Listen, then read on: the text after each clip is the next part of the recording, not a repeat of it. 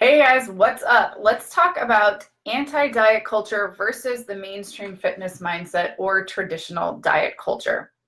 Now, for the most part, with anything, if you are finding yourself on one extreme or the other, you are going to find yourself with some problems. We have all kind of heard that idea that really it's about finding that happy middle ground. But how exactly do you do that? How do you find what works for you?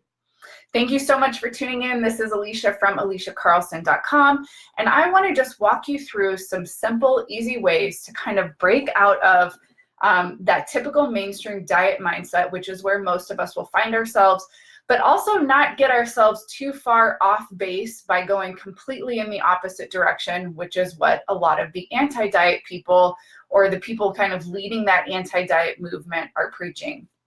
So first of all, maybe it would help if I kind of if I outlined a little bit about the mindsets on both ends. So let's start with the more common one, the diet mindset. This is the mindset that tells you that you've got to track things, you've got to be obsessing over your food, you've got to eat things purely in the name of health, right? You've got to work out, track the calories, all of these kinds of things. And it all really does center around weight loss or reaching certain physique goals, trying to fit that very socially and culturally accepted model of what health, fitness, or wellness looks like, okay? It is the mindset that is so afraid of being obese. It's so afraid of being overweight because of the health reasons, right?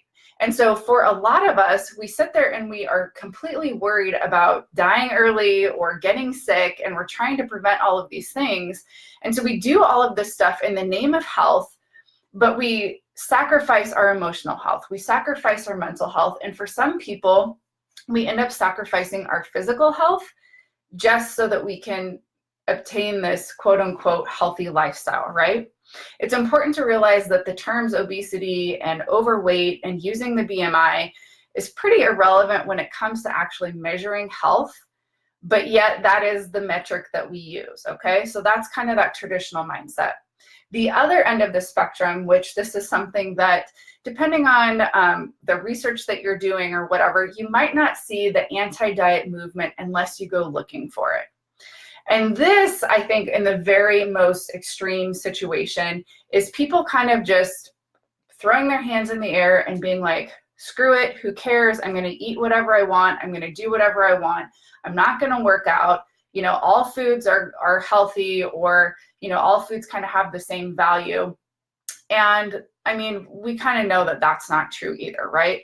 There are going to be some foods that are going to add value to your body or add value to your life and to your health in ways that other foods won't.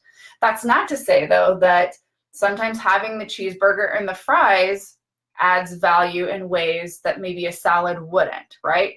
So if I am just eating salads and I'm just working out because I want to lose weight or because I want to be healthy and I'm afraid of getting sick or getting fat or whatever it is, but I don't actually want the salad, or everybody else is eating something else and I feel like I'm kind of punishing myself, how healthy is that? Would it have been healthier to just have the hamburger as long as you're eating it mindfully, you're eating it slowly, and you're honoring your body? Okay, so you've still got to kind of put